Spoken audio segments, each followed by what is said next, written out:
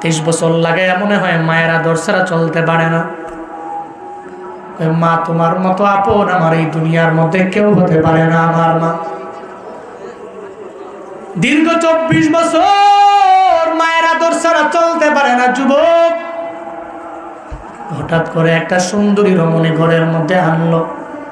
কেন যেন আনার পরে কি যেন তাবিজ পরায়া দিল, কি পানি পরা খাওয়ায়া দিল। এখন আর মায়েরে ভালো লাগে না। এখন মাকে দামও দেয় না, মাকে প্রায়োরিটি দেয় না। মায়ে যখন বারবার ডাক দেয়, মার ডাকেও সাড়া দেয় না। ঢাকা থেকে সুন্দর করে যখন বাড়ির মধ্যে আসলো, আসার পরে রাতের বেলা ঢুকলো। রাতের বেলা আসার পরে বিবি সাহেবা বারবার কানের মধ্যে বলে, এই তোমার মায় ভালো না, তোমার মায় আমার দিনের বেলা ধমক দেয়, রাতের বেলা ধমক দেয়। একটু কাজের মধ্যে ঘাটতি হয়ে গেলে তোমার মায় আমার ধমক দেয়। একটা পর্যায়ে মায়ের ব্যাপারে বলতে দেখা গেল সকালবেলা ঘুম থেকে জাগার পরে সন্তানের মায়ের মা বলে ডাক দেয় না, দুপুরেও মা বলে ডাক দেয় না, রাতেও মা বলে ডাক দেয় না। মনে রাখবারে যুবকেরা, জীবনেও কোনোদিন মায়ের অবাধ্য হওয়া যাবে না। বউয়ের কথা শুনছো, আগে মায়ের দরবারে যায় দাঁড়ায় যাও, আর যায় বলো, মা আমার, তুমি আমারে বলো না আমার বিবি যা বলছে সত্য না মিথ্যা। যদি বলে মিথ্যা, তাহলে মায়ের কথায় আগে প্রায়োরিটি দিয়ে দাও, এরপরে বউয়ের কথাকে তুমি প্রায়োরিটি দেওয়ার সুবিধা নাই। মনে রাখবা, বউ গেলে হাজার বউ মিলবে, কিন্তু মা গেলে মা পাওয়া যাবে না, ঠিক কিনা? এখন এক যুবক যদি এই ওয়াজ শুনে মন্না কয়, হুজুর আপনি ভুল কইছেন। কিরে, কেন ভুল কইছি? মা মরলে মা পাওয়া যায়, বাপ মরলে বাপ পাওয়া যায়, বউ মরলে বউ পাওয়া যায় না। এলাকার মুরব্বি সেজে গেল, কিরে মা মরলে মা পাওয়া যায়, বাপ মরলে বাপ পাওয়া যায়, তোরা কে হিয়েছে এটা? না হুজুর, কথা লজিক আছে, যুক্তি আছে। কি যুক্তি? মুরব্বি সাহেব, কয়েকদিন আগে আমার বাবাই মারা গেল। আমার বাবাই মারা যাওয়ার পরে এলাকার সব আমার বাবার বন্ধু বান্ধবেরা এসে আমারে বলল, কান্দিস না বাবার লাগি, আমরা তোর বাবার মতো তোর বাবা লাগি। এরপরে কয়েকদিন পরে আমার মায়ও মারা গেল। আমার মায় মারা যাওয়ার পরে আমার এলাকার খালার খালুরা, আমার চাচি আম্মারা আমার কাছে এসে বলে, কান্দিস না, আমরা তোর মায়ের বান্ধবী, আমরা তোর মা লাগি, আমার মা বলবি। হুজুর, গত 2-3 দিন আগে আমার বউটা মারা গেল। একটা ভাবি হয়ে কয় না, কান্দিস না, আমরা তোর বউ লাগি। পৃথিবীতে ইতিহাস এমনই, কাউরে মাইরা ধইরা পিটাইয়া, মনে রাখবেন, মাইরা ধইরা পিটাইয়া আপনি আপনার দলে নিতে পারবেন না। আপনার আদর্শ দেখে সে আপনার দলে আসবে, ঠিক কিনা?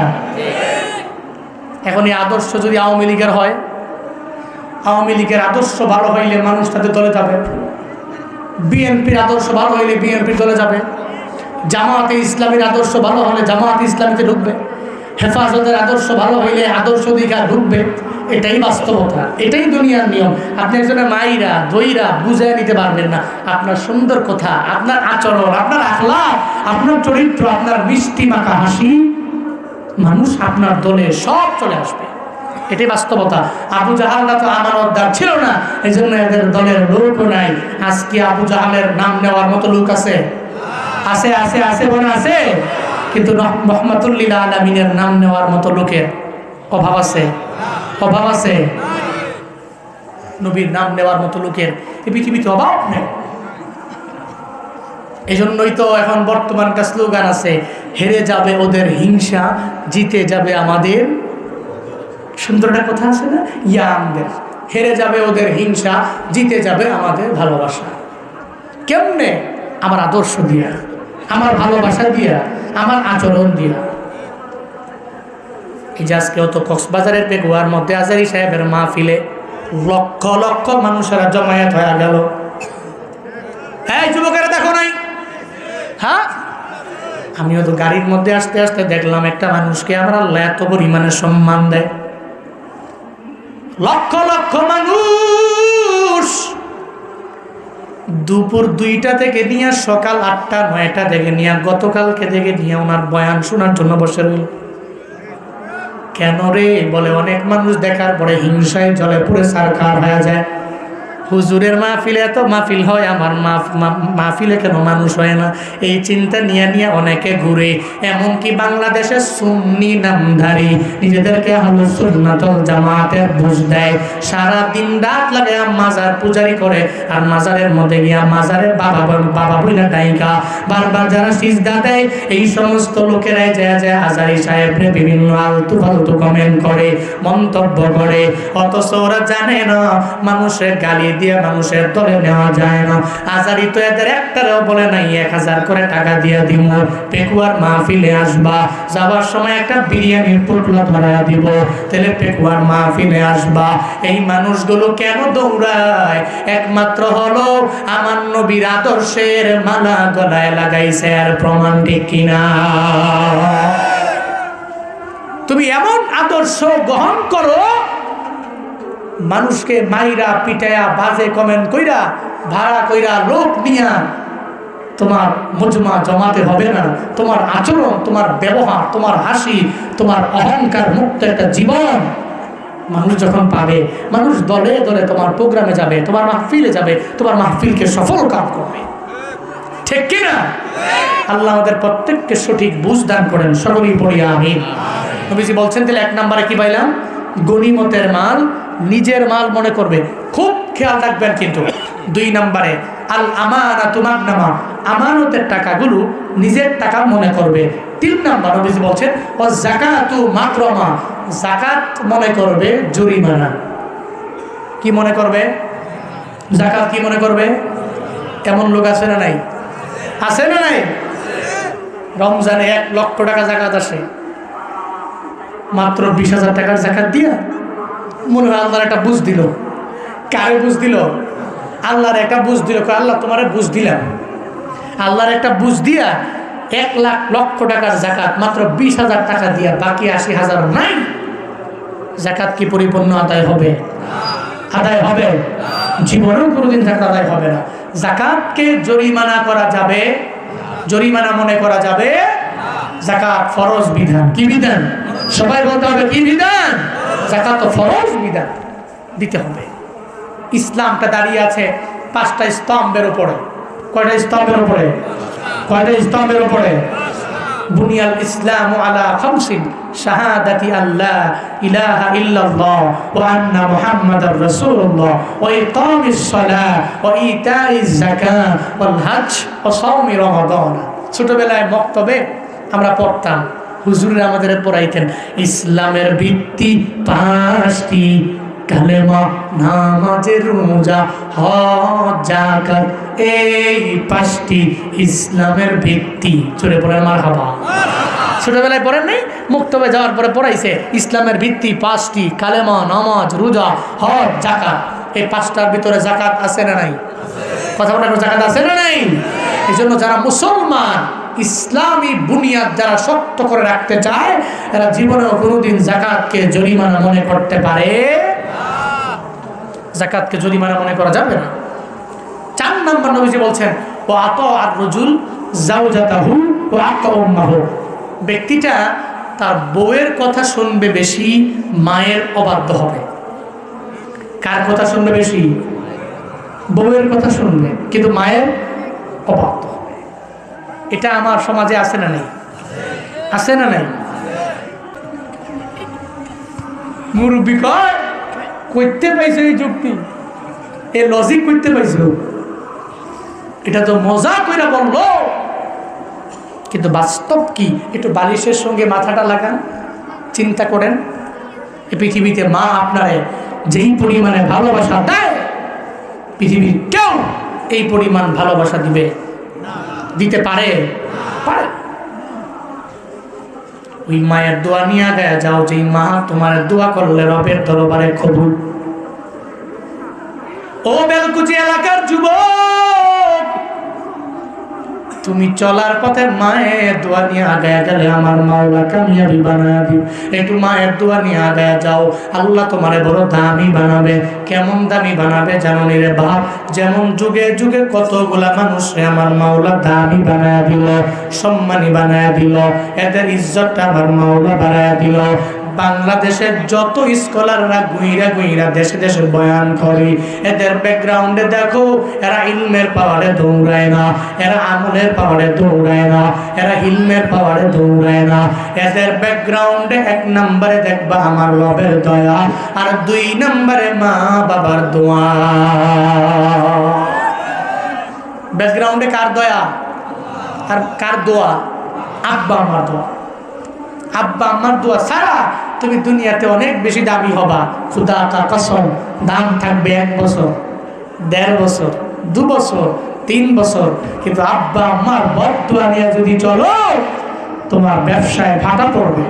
1 বছর পরে হলেও পড়বে, 2 বছর পরে হলেও পড়বে, 3 বছর পরে হলেও পড়বে, 100% কনফার্ম। আল্লাহ আমাদের সবাইকে আম্মার থেকে দোয়া নিয়ে চলার তৌফিক দান করেন। পড়েন আমিন।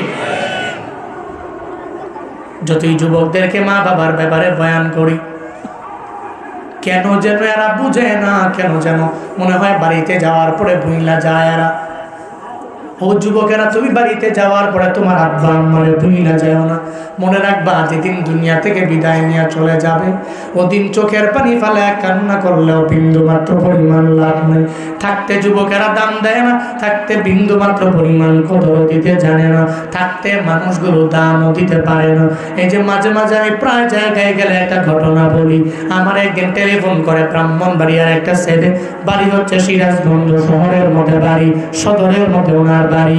হুজুর, আপনার মা বাবার বয়ান শুনি না, আমি চোখের পানি ফেলা কাঁদছি।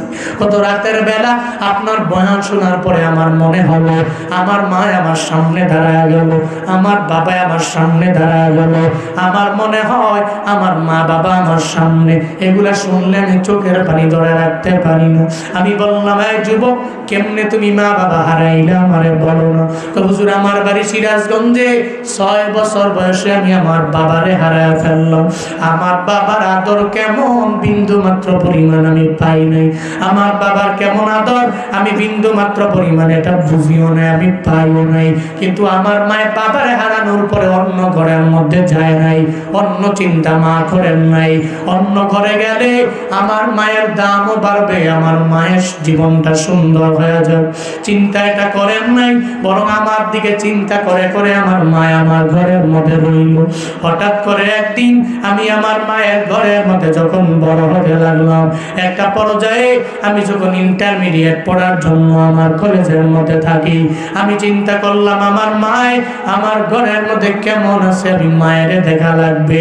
আমি কলেজ থেকে ছুটি নিয়ে আমার বাড়ির দিকে যখন চলে গেলাম, আমি যাওয়ার পরে তাকায় দেখি আমার মায়ের ঘরের দরওয়াজাটা কেন যেন তালা মারা। আমি এটা দেখার পরে মনে হয় একটা বড় চিন্তার মধ্যে পড়ে গেলাম, টেনশনে পড়ে গেল। আমি যদি আমার মায়ের না পাই, তাহলে আমার বাবাও নাই, মা যদি চলে যায় আমি বড় এতিম হয়ে যাব।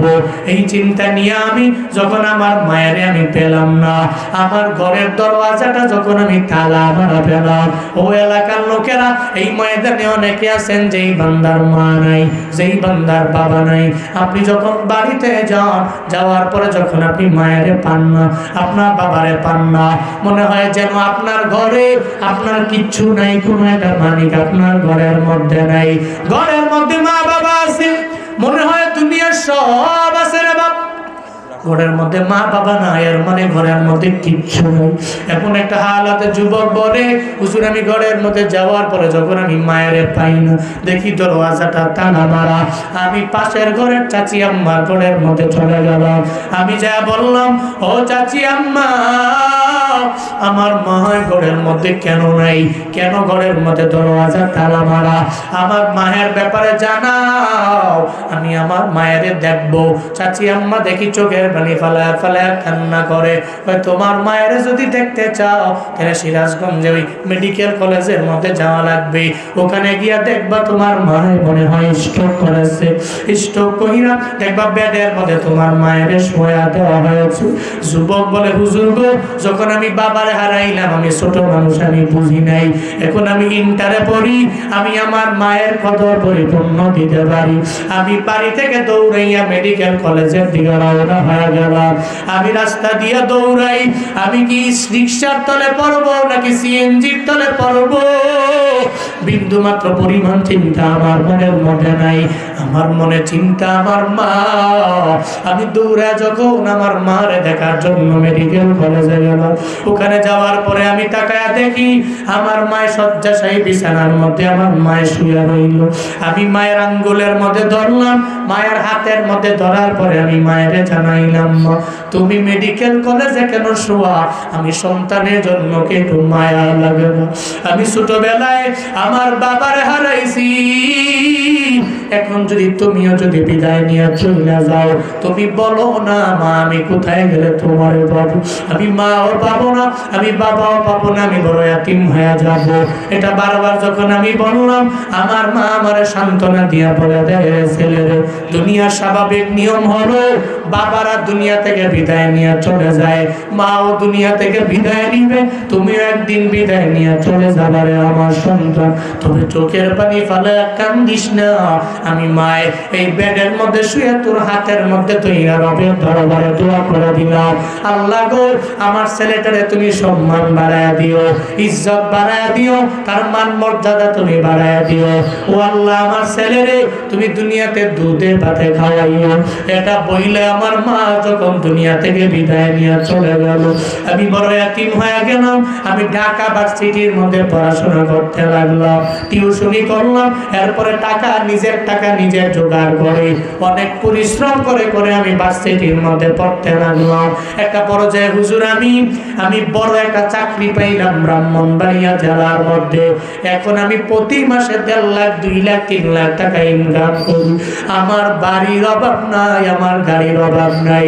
আমি আমার সিরাজগঞ্জ সদরে অনেক দামি একটা বাড়িও বানাইলাম, কিন্তু আমার কপালে তো খারাপ। আমি বাড়িতে গেলে আমার মায়েরও পাই না, আমার বাবারেও পাই না। দুনিয়ার সব কিছু আমি পাই, বাড়িতে গেলে মারে পাই না, বাবারে পাই না। হুজুর আমার টাকা আছে, বহু টাকা।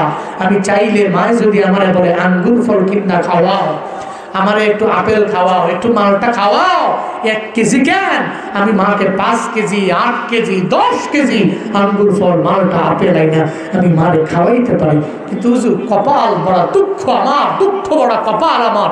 আমি বাড়িতে গেলে আপেল নিয়ে যাই, মালটা নেই, আশেপাশের প্রতিবেশীরা খাইতে পারে, আমি আমার মারে তো খাওয়াইতে পারি না। এটাই বাস্তবতা হুজুর।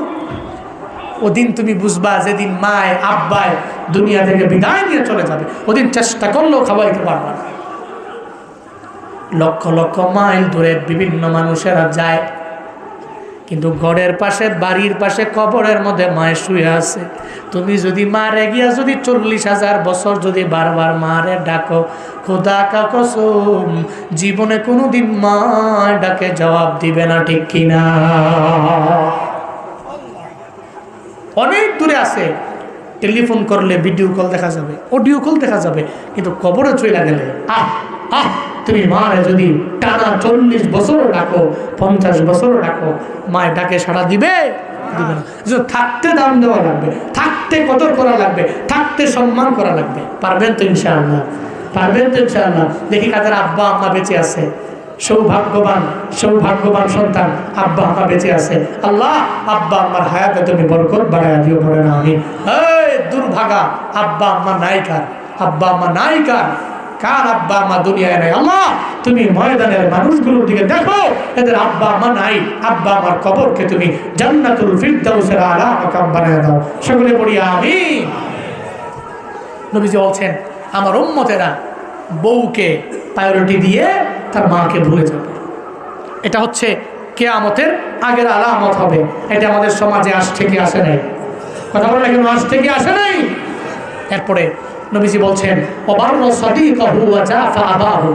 আমার উম্মতেরা বন্ধুকে বেশি প্রায়োরিটি দিবে, কিন্তু বাবাকেই ভুলে যাবে। কারে প্রায়োরিটি দিবে বেশি? বন্ধুকে। কারে? বন্ধুকে প্রায়োরিটি দিবে বেশি, বাবাকেই ভুলে যাবে। বন্ধুর টেলিফোন করে বলে, আয় বন্ধু আমার 1.5 লাখ টাকা দাও। কেন রে? কয়েক 1.5 লাখ টাকা আমরা দিলে আমি একটু এই টাকাটা দিয়া একটা বাইক কিনবো। কয়েক 1.5 লাখ কেন? তুমি চাইলে আমি তোমার 2 লাখ দিতে পারি, ঠিক কিনা? বন্ধুরে দেওয়ার জন্য পাগল পাড়া হয়ে যায়। কত টাকা লাগবে, কত কিছু লাগবে, সব দিতে পারবো, দেওয়ার জন্য পাগল। কিন্তু বন্ধু বন্ধু এ তিনজনে বৈশা হঠাৎ করে বলে, বন্ধু যাবি কই? কক্সেস বাজার। বন্ধু ঘোরার জন্য যাবি? টাকা কত লাগবে কর? 5,000। 5,000 লাগলে অসুবিধা নাই, 10,000 লাগলে তো আরো ভালো আছিল। তোরা বন্ধুরে যাবি, আমি যাবো না? বন্ধু বন্ধুরে নিয়ে আরামে বিভিন্ন টুরিস্ট প্লেসগুলোতে ঘুরে, কিন্তু বাবার প্রতি মাসে 2,000 3,000 টাকার ওষুধ লাগে। বড় ভাইয়ের মেজো ভাইয়ের ঠেলা মারে, মেজো ভাই ছোট ভাইয়ের ঠেলা মারে, ঠেলায় ঠেলায় ঠেলতে ঠেলতে ওষুধ না খায়া বাবায় মরে। বাবার মরণের পরে 3 দিনা 7 দিনা 40 যে আফত মেজবানি, ওই সময় 3 লাখ 4 লাখ টাকা খরচ করে এবং নিমকারাম সন্তান আছে না নাই? কথা বলে কেন আছে না নাই? মরণের আগে বাবার খবর নেয় না, মরণের পরে দোয়া পড়ায়। নবীজি বলছেন এরা বন্ধু বান্ধবদেরকে প্রায়োরিটি দিবে বেশি, কিন্তু এদের বাবাকেই এরা ভুলে যাবে। এরপরে নবীজি বলছেন অত্তাফাতিল আসওয়াতু ফিল মাসাজিদ, মসজিদের ভিতরে শোরগোল বেড়ে যাবে, মসজিদের ভিতরে মানুষ ঝগড়া করবে, মসজিদের ভিতরে আওয়াজ বাড়বে। এই সময়টা বর্তমানে আসছে কি আসে নাই? কথা বলতে হবে, আসছে কি আসে নাই? দেখবেন মসজিদের ভিতরে আওয়াজ বাড়া, শোরগোল বাড়া। এমনকি কিছু মসজিদ আছে কিছু কিছু এলাকায় মসজিদের ভিতরে আওয়াজ করতে করতে হঠাৎ করে একজনে কয়, কিরে আমার কথা মানুষ নাই? ঠিক আছে, কথা যেহেতু মানুষ নাই, তাহলে আমি তোকে মসজিদ থাকবো কি? আমার টেহা কম? 50 ফিট 100 ফিট দূরে গিয়া মসজিদ আর একটা বানায়, আছে না নাই?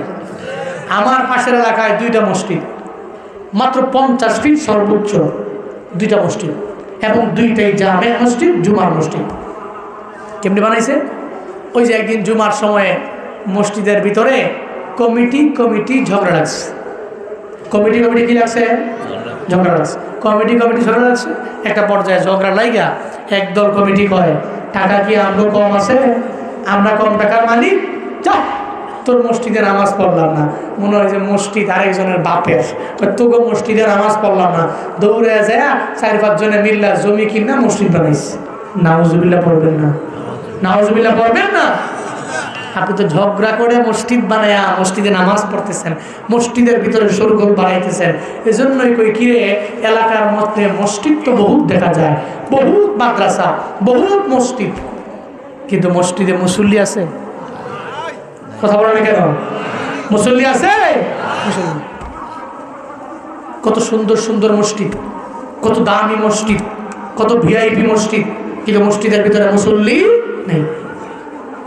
নবীজি বলে গেছেন মাসাজিদুহুম মামেরা ওয়া হিয়া খারাবুম মিনাল হুদা। আমার উম্মতেরা এমন একটা সময় আসবে, এদের মসজিদগুলা বড় সুন্দর হয়ে যাবে, এদের মসজিদগুলা চাকচিক্যময় হবে, কিন্তু মসজিদের মধ্যে মুসল্লি খুঁজে পাওয়া যাবে না। এলাকার মসজিদগুলো কত পরিমাণে সুন্দর, এলাকার মসজিদের টাইলস বড় দামি, এরপরে সামনে মেহরাব বড় দামি, কিন্তু ফজরে মুসল্লি ঢুকায় পাওয়া যায় না, জোহরে পাওয়া যায় না, আসরে পাওয়া যায় না, মাঝে মাঝে মাগরিবের মধ্যে পাওয়া যায়, আবার এশার মধ্যে আবার আগের মতো। কেন রে বাবা? এই যে এলাকার মধ্যে মাহফিলের অভাব নাই, একটা মাহফিলের সাথে লাগায় আর একটা মাহফিল, এত মাহফিল ওয়াসি না, তোমার লাভটা কি হইব? যদি ফজরের সময় নামাজেই না যাও, জোহরে নামাজে না যাও, আসরে নামাজে না যাও, মাগরিবে নামাজে না যাও, এশায় যদি নামাজে না যাও, বলো কি লাভ হবে? আমি বক্তা কেন, সারা বিশ্বের সমস্ত বড় বড় স্কলার যদি আনো, যদি কপালে হিদায়াত না থাকে, মসজিদে যদি না যায়, তাহলে এই মাহফিল রবের দরবারে কবুল হবে?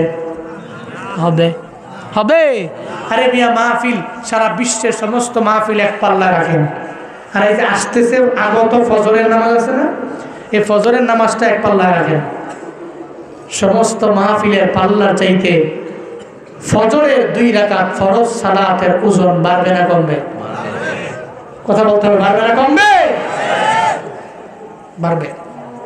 কিন্তু আমরা তো ওয়াজ শুনতে পারি সুন্দর, 3টা পর্যন্ত, 4টা পর্যন্ত, 2টা পর্যন্ত, 1টা পর্যন্ত বয়ান শুনি, কিন্তু যেদিন মাহফিল এদিনই ফজর পড়ি নেই। ঠিক কিনা? ওদিন এক মাহফিলে গেছি, যাওয়ার পরে আমার পিছন থেকে একজন বলতেছে, হুজুর এই যে ওয়াজ শুনতেছে না, পাবলিককে জিজ্ঞেস করেন কতক্ষণ চলবে, দেখবেন এরা বলবে ফজর পর্যন্ত সারা রাত চলবে।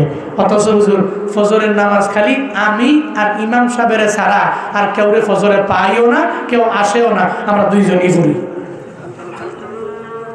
কয়জন পড়ে? কয় আমরা দুইজনই পড়ি, আমরা দুইজনেই পড়ি, আমরা দুইজনে ছাড়া আর কেউ পাইও না, আমরা খুঁজিও না, ডাকলে ওরা আসেও না, সব ঠান্ডা দিয়া ঘুমিয়ে থাকে। তাহলে এই মাহফিল দিয়া কি লাভ হবে? এটা শুই না কি লাভ হবে? এটা কইরা কি লাভ হবে? এই বক্তার বয়ান সেটা লাভটা হইল কই? নামাজি যদি না পড়ে।